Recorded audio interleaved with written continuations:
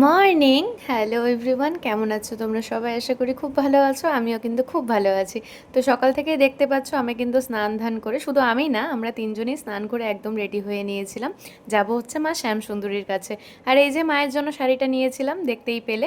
শাড়িটা বলো তো কেমন হয়েছে, মাকে কেমন মানাবে। আর এই যে জেঠিমা কিন্তু রেডি হয়ে চলে এসেছিলো, কারণ জেঠিমাকেও আমরা নিয়ে যাব। তাই কিন্তু আমাদের ঘরে চলে এসেছিলো জেঠিমা। আর দেখো, চট করে আমরা গাড়ি বুক করে নিলাম। আজকে গাড়ির বুকটা তাড়াতাড়িও নিয়ে নিয়েছিল। গাড়িতে করে কিন্তু আমরা বেরিয়ে পড়েছিলাম। যাওয়ার সময় দেখি ওয়েদারটা মোটামুটি ভালোই ছিল, কিন্তু তারপরে দেখি না প্রচণ্ড গরম ছিল আজকে। মানে প্রথমে একটু ওয়েদার বেশ ঠান্ডা ঠান্ডাই ছিল, তারপরে কিন্তু প্রচণ্ড গরম ছিল। দেন তারপরে আমরা পৌঁছে গেলাম মা শ্যামসুন্দরীর কাছে। এই যে দেখো ছবিগুলো দেখতে পাচ্ছ। আর আমরা এই কাকিমার কাছ থেকে কিন্তু সব জিনিসপত্র, মায়ের ডালাটা নেই।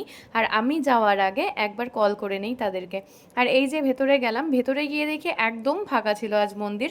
কিন্তু যেই আমরা ভেতরে গেলাম, সেই কন্টিনিউ ধরে মানে একটার পর একটা মানুষ এসেই যাচ্ছে। আর ওই যে দেখো মায়ের শাড়িটা কিন্তু নিবেদন করছে ওখানে। আর যেহেতু তখন মানে মেন যে পুরোহিত মশাই তারা এখানে ছিল না, তাই আমরা ওই শাড়িটা নিবেদন করে আর প্রসাদটা মানে মন্দিরের ভোগটা দিয়ে আমরা কিন্তু বেরিয়ে আসছিলাম। আবার বাইরে বসে কিছুক্ষণ ওয়েট করছিলাম বিশ্রাম ঘরটাতে। আর এই যে দেখো চারিদিকে কিন্তু মায়ের যে ছবিগুলো দেখছো, ওগুলো কিন্তু প্রত্যেকটাই হাতে আঁকা ছবি। তোমরা যাদের লোকেশন, তোমাদের যাদের লোকেশনটা লাগবে অবশ্যই আমাকে কমেন্ট করে জানিও। আমি কিন্তু প্রত্যেকটা মানুষকে লোকেশনটা তোমাদেরকে সেন্ড করে দেবো। দেন আমরা ভেতরে গেলাম, কারণ তখন হবে ভোগ আরতি। তাই জন্য আমরা অপেক্ষা করছিলাম, কারণ আমরা প্রত্যেকবার যাই যখন ভোগ আরতিটা দেখে তারপরেই কিন্তু আমরা আসি। আর ভোগ আরতিটা দেখতে সত্যিই ভীষণ ভীষণ সুন্দর লাগে, কারণ ওখানে ওই ভোগ আরতির সময় অনেক মানুষের ভিড় হয়ে যায় আর বেশ সুন্দর লাগে দেখতে। আর এই যে দেখো ভোগ আরতির জন্য সব কিছু তৈরি করছিল, সব কিছু রেডি করছিল। 1:30 অবধি মায়ের পুজো নেওয়া হয়, তারপরে কিন্তু মায়ের যে মেন গেট সেই দরজা বন্ধ করে দেওয়া হয়। সেটুকু টাইমে যারা যারা ভেতরে থাকে তাদেরই কিন্তু একমাত্র ভোগ আরতিটা দেখতে হয় বা দেখতে পাওয়া যায়।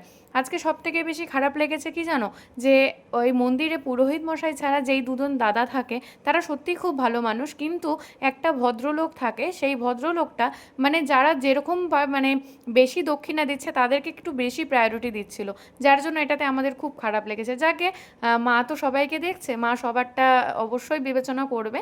আর এই যে দেখো আরতি কিন্তু মায়ের শুরু হয়ে গিয়েছিল। আর এই সময়টা মায়ের মুখটা একটা আলাদাই সৌন্দর্য ফুটে ওঠে।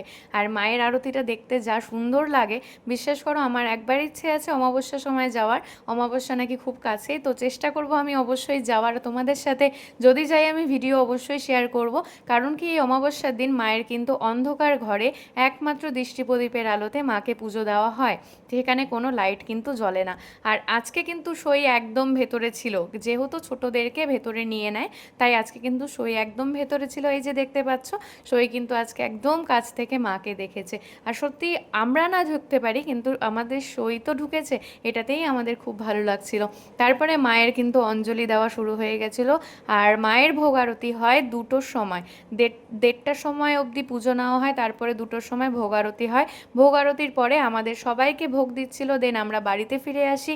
আর আসার পথে প্রচণ্ড পরিমাণে বৃষ্টি হয়, যার জন্য গাড়ি বুক করতে খুব অসুবিধা হয়। আজকের ব্লগটা এটুকু, বাই।